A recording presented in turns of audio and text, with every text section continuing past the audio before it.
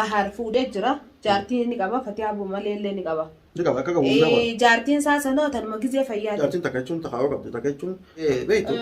Sumaa taxaawwa si qabdu si hojii jiraatteetuma gaafa fayyaatis gaafa rakkootis si hojii jiraachuun laga buutu si hojii bu'uun yoo dhahamte si hojii dhahamuun waan ajaa'ibaati. Ana kan ni kaa waliin qabanii bareesan. Ni kaa walitti haa qabatanii ni kaan kokka gizee fayyaa qofa fayyadame. Nuti akka keenyatti jaartiin akkuma Fatihaa kanatti hojii dhaabbachuudha irraa jaalanna irraas feena jaartii isaa jechuun Fatihaa tarma jechuun hogguu jiru hogguu gartee gammachuutis hogguu jechuun rakkootis hogguu waan hundatti isuma bira dhaabbattu isii beekna nuti jaartii isaatis isuma beekna. Assalaamu alaikum warahmatullahi wabarakatuh. Hordoftoota fi kabajamtoota keenya jirru jettu jabaatanii isiniin jecha. Assalaamu alaikum warahmatullahi wabarakatuh. Daawwattoota hordoftoota keenya. Salaamtaan teenya ta'uun rahaati jechuun bakkuma jirtanitti isin haa geessu jecha. Ragaa faayizaa wajjin asitti argama. Faayizaan maal jechuu deemti? Hedduu takka jechuun bal'oo darbuutti maali? Wanni inni irra bal'oo jee alhamdulillah tokkoffaa duraarratti bal'oon baga keenya ta'e baga Oromoo ta'e alhamdulillah rabbil alamin obboleessa akkanaa salaa gartee miti. Adda dhaabbataa ayyoo. Kabiraallee rabbi nu dabaleellee inni feenaa jechuudha barbaadeetti. Akkam dabalee Oromoo andaluu moo? Yani fakkeenya haaka keetii kana yoo daltee silaa namni biraa jechuun Oromoon nuti daate. Silaa nuuf haaka keetii kana meeqa daltee illee dazza. Silaa bareeda maali jette garuu? Wanni inni irraa jee hedduu takka waan si galatoonfadha. Arraan tana maaliifi faaruun taabbaa duubaatiif tola. Hedduu takka wallaahi arraan tana silaa ummaan hamzaadhaa hara dheenu nuti illee hin beeknu. Dhugumaa akkaataa baar dhukkubeerraa kaaseeti jechuudha. Alhamdulillah baarillee baga rabbiin fayyisee baga innillee jiraatee jechuu barbaadeetti. Tokkoffaa irratti hachiifichi fiigee bika sheekaatiif kana dhugumaa nuti waan takka waan irraa beeknu hin qabnu jechuu barbaadeetti. Alhamdulillah irrachi fiigee as fiigee baar kasalaarraan tana shaaraarra fiiguu jechuudha. Kasalaarra biyya namaa keessa jirra. Waa meeqa jechuudha rakkoo adda addaallee innillee halkanillee fiigee bee waa hedduu qunnamu. Isa harkan nu deebisee ay harkatti mana nu deebisee inni hedduu takka haa galatoomu. Balloon. Almakara banta. Suma kanaan banta. Lola makara makkar faru waktu mulu.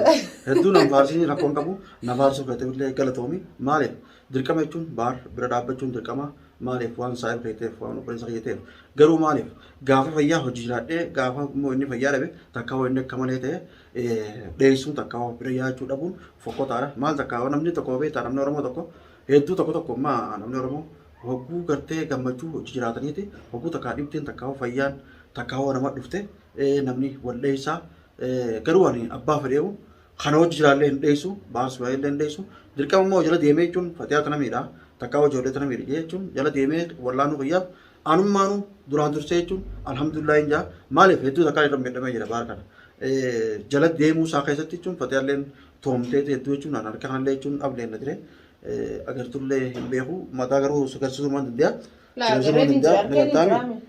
Bakka tanammaa ablee isaatiin akkana dhaheenini maaliif osoo ablee harkaa fuunaa jennuuti beekaduu takka hoo Fatihaa godhaa takka hoo anaatu mana kiyyafaa fuudhee jechuun hojii bulchaa miidhaga achina hojii bulanii ijoolleen xiyyaas ni jirti yoo mursaa kan dhufe Fatihaan jira ijoolleen isaatiin ni jirti garuu baarsi fedhan alhamdulillah rabbil alamin ijoollee qaccalloo fedha anallee immoo jechuun nama hundarallee na kabaje takka hoo na jaalate jedhi yaada maaliif yeroo san keessatti immoo yoon ittillee khayaan akka hoo malee yoon ammoo gorsee baarjee sossobeen ana hojii deema inni amaneetiin hojii deema garuu akkasii ammoo kana hojii deema inni amanu sanitti bishaan itti kannu nyaataa itti kannu hin barbaadu narraa illee dhugu narraa illee nyaatu yeroo san keessatti maaliif narraa nyaanni ni beekta xiqqoo Fatihaan jechuun waan shaayii keessatti waan sheekni jee gootee itti kan ta'eef ati Fatihaa hojii jirtaa suniifuu Fatihaan jechuun gaa sikkaniti siitutti kan ijaa suniifin sirraa dhuunee waan keessallee suniifin sirraa nyaanne nyaataatti fidullee jechuun natti illee himee jira maaliif waan Fatihaa fi isa kana jettutti waa godhanii takka hoo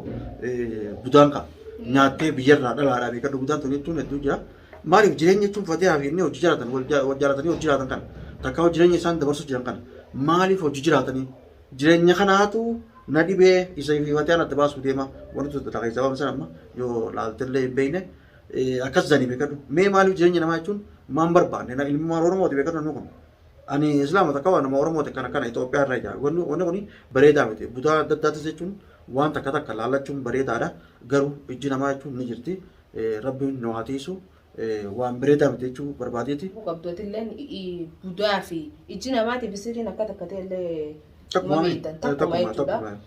Sanum hundarraa alhamdulillah innis fayyee jira atis baga tokkoof haadhamsaa birallee baga dhaabbatte isallee baga akka fayyullee gartee miti haalli gootee inshaallah kabiraallee bira dhaabbachuu jirtu akkuma dhaguutti illee jiru. Hedduu takka gara laafina dila kana eessa argatte namni numa jira Oromoon as keessallee guutuudha. Waliin nyaatee ilmi namaa tokko gisee wanni takka dhufee dhugumaa karatti illee yoo gaartee sibirallee dabruu ni danda'ani agarree ammoo gara laafinummaa fi jaalala namaa hedduu tana. Maashaallah. Eessa argatte maashaallah. Maaliif duraan jechuun maashaallah jechuun bareedaadha. Maaliif rabbumaan namaa kan nama hunda'u. Anis jechuun nama kana jechuun waa ta'ee nama kanatti ilaaluu hin danda'u nama kana dura du'uun barbaadan. Yoo ammaa atummaan kaatee kan miidhamtu ta'e takka atummaan kaatee kan namni sororus ta'e si cinaa takka sibira dabruu hin barbaadu. Sibira dhaabbadhee jechuun rakkoo teessan hojii qoodadhee nama san sirraa dhorkuudhaaf dirqama sibiraan dhaabbadha. Nama miidhamee bira immoo dirqamaan dhaabba. Ammoo agartee nama miidhatanis nama kana miidhanii dhaabuu jeetiin kanadha. Yoo dhaabbachuu baate immoo dirqama illee dhorkuun kiyya hanga hin danda'utti hanga rabbiin kiyya jechuun na gargaarsa akkatti irraa hin dhorka. Garuu maaliif nama bira dhaabbachuun kun bareeda. Namni gaammaas nurraayis takkaa namarraayis haa baratu jechuun beekadhu. Namni nama lolu jechuun namni oggoo karatti dhufee agartee yoo nam tokko ta'e adda qabuu hin danda'u jee kabira qotoosuma jira. Angaruu sanillee akkas jee biran qotu. Maaliif dhufeetiin gaa jidduu seenee jidduutti illee yoo dhaabamillee qabuu keessatti dhabamu waan mujaati beekta. Garuu khayrii yaadu bareeda. Yoo khayrii yaadde immoo wanni sanillee sin dhooytu takka hoo balaallee sin agartu akka namni juusanii beekadhu rabbiin si gargaara waan ta'eef. Nama lama hoolole rabbi maas dandeessee adda qabda ati waan nam tokko taateef rabbi itti gargaarsifattee adda qabuun dirqama. Garuu immoo akkasii bira qotta namni sagwaa godhaa wayii wal godha garuu eegas booda immoo abaluu karan warqee nu bira qote ogoo sin jaan haatu bira qotta kaisaa waa takka ogoo wal godhan kaa sheena moo sheenaa miti. Eegas gara hutu duba deebitee sheena irra oguusa yoo dagabdee yoo dadhabdee immoo namatti haamte takka ayyitee jechuun nama guutu ilmachifte nama sana hojjette qabuun dirqama. Maaliif kan hunda wanni goonuuf nama miidhame bira hundi dhaabbannuuf nama dhukkubsate bira hundi dhaabbannuuf nama obboleeyyan keenya nama saahiba keenya bira hundi dhaabbannuuf garuu saahibni hedduun hojii nyaatee kaayechuun obbuu rakkata wal bira dhabamuu jira. Dhugumatti duraan harkaa afaan ta'ee jechuun mana keessa yeroo hundallee iccitii walii beekee hojii jiraatu hogguu nam tokko miidhame hogguu tokko immoo nam tokko haadhame hogguu nam tokko immoo nam tokko hojii ollole osoo waan san jidduu naasoo jidduu deemuu takka dheessuu ni jirti hedduun waan kanaa tuttummaatu. Wanni kun waan addummaatuuf waan akkanaa kana dhiisa. Nam tokko immoo duraan wajjin jiraatina. Eegoo jiraatan immoo dirqama yoo rakkoo irra dhufte yoo waa dhabnee itti dhufe yoo jechuun roorroon adda addaatti dhufte yoo jechuun wallabbiin adda addaa takka dhibdee adda addaatti dhufte bira dhaabbatanii immoo namaas itti gargaarsifatanii akka adda qabdan akka waan san jechuun mootaniin isinitti himan kan. Wallaahi hedduu takka galatoomii gooma jennee dubbannu dhabneetini wallaahi hedduu takka. Waan hin jee mulleen qabu alhamdulillah yaa mi'aaja baga attis nu jiraatte baga baaris fayyise tanarraa akka ati galtee haadhamsaa bira dhaabbattee baaris wallaantetti rabbiin akkuma isaanii dagalee taatetti ilmoo teetiif dagalee rabbi siif haadha. Beekadu du'aayin ammaan tana sii goonu har'a siin fayyaddu inshaallah ilmootee fayyaddi ni beekta. Tanarraa du'aa'umaa haanti wanni siif godhuu qabnu du'aayidha. Rabbiin akka ati nu bira dhaabbattetti rabbiin akka haadhamsaa bira dhaabbattetti rabbiin si bira haa dhaabbatu. Sibillee haa dabaluu jaalala namaallee akkasumas rabbi siif haa kennuun jaa. Tanarraa amma fayyee daana ta'uusaa sheenii himee jira. Sheenii himee amma dawmu qofa nyaatee fixuudha malee alhamdulillah rabbil alamin waa hundaa ni dubbata nu wajjis waltee jira fatee wajji waltee jira fatima akka jibbuun hunda waltee jira nyaatarraa nyaata bishaan irraa dhuga alhamdulillah rabbil alamin maaliif gaa dawaa sanan gabatooti qilleensatti gadi hin bahin takka kaameraa duratti hin argamin janiini malee daawwattoota keenya illee hedduu makara kanaan jechuun xiqqoo asbaasaan gorsisaa baar fayyaasaa walumaan barbaanna jechaa turanii daawwattoota keenya jechuun xiqqasha waan dawaa san nyaatuuf malee guyyaa lama sadii booda jechuun asesiinii baa hin yaadina hanga kana du'aa godhaa fi baar alhamdulillahi noormaan ta'e fayyaa ni qabaan jaa garuu bakka jechuun ati hogguu waa namaa goote jechuun akkanaa galatoomii ilmaan keetiif rabbi haa tolu hogguu hedduu sanii beekta. Nam tokko jechuun alhamdulillah rabbil alamin fayyaa rabbi nu haa kennu nama hundaa'u rabbi fayyaan dhorkini nama kana hundaa'u rabbi nagatti ta'ee wal nu haa jaalachiisu nam tokko hogguu ture jechuun namaaf waa khayrii yaadu yoo ati khayrii yaadde ilmaan keetiif illee silleef illee nama rabbiin jechuun khayruma si yaada. Ati maaliif ilma namaa kana jechuun guddiftee jechuun hin xiqqeessini takkaa guddiftee akkana ta'e gorsa hanga beektu itti himuun takkaa waan qabdu bira dhaabbachuun takkaa gargaarsaan ta'us. Takka naatiin siin jaha bahar fuudhee jira jaartiin ni qaba fatee abuu malee illee ni qaba. Ni qaba akka qabu. Jaartiin isaa sanoo tanuma gizee fayyaati tanaan na dhibee ammaa sana. Hingartuu Hedduu qabatti. dhaqanillee argina dhufeetiin deemaa natti hin tolle viidiyoo maruu natti hin tolle gaafa. Nina garree nuti Fatihaa malee jechuun jaartii isaa taphootaan fuudhellee quba qabna akka fuudhee akka mana kareessuus quba qabna garuu immoo isa biratti sana garree Waayaan waan takka malee si galchuu dhageeffadhu haa jaartiidha bari isiinis akka shari'aatti jaartiidha bari ni jirti. jaarti nikaasaa qabu Nikaasaanii qabdi. mana isaatis kireesseef ni ni qaban, jirti. waliin qaban. Hayyee ta gaafa dhukkube san gaafa inni tawaayisii waatti godhe moo maali bara adda bannaa booda yoo beekame keessa kaashee. Isiin tarmu gaba akka amma kiyyatti Waa'ee beekta. sheekaatis kaashee biraas guyyaa san sumaatu jira siitu itti fidee mere waan kana addanaa baasi namni kun as ba'ee guyyaa tokkollee taatu dhaabbatee nama gargaara takkaa nama bira dhaabbatee innaa bifa siitiin dhuftee as jechuudha hin gaafanne baara akkamirra jiran jenne waan takka gisee isin alhamdulillahi baga rabbi fayyiseettee fiidiyoo gallakiftu fiidiyoo siitiin argee jechuudha dhuftee guyyaa kan baaras dhaabbattee isin bira dhaabbattee isin wajjin bikka wallaansaa geessitee jirti.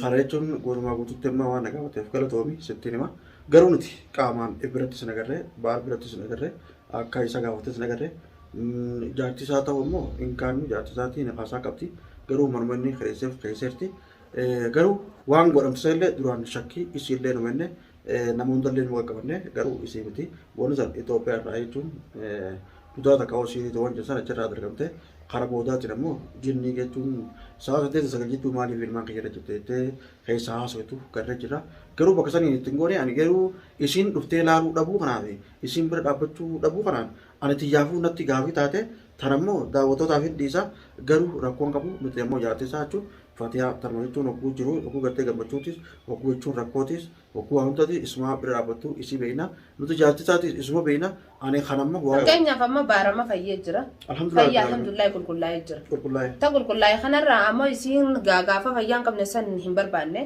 ammoo gazee fayyee walitti deebuu isaaniitiif booda akkuma ammaa sun Allah waalam jechuun Allah waalamii walitti deebinis yoo walitti dhufanis jaartiidha yoo isaan walitti deebi'an nuti maal wal jennaan akkaataa kam yaani. inni kaa walitti qabanii bireessan Ni kaa walitti haa qabatanii ni kaan koo gizee fayyaa qofa fayyadame.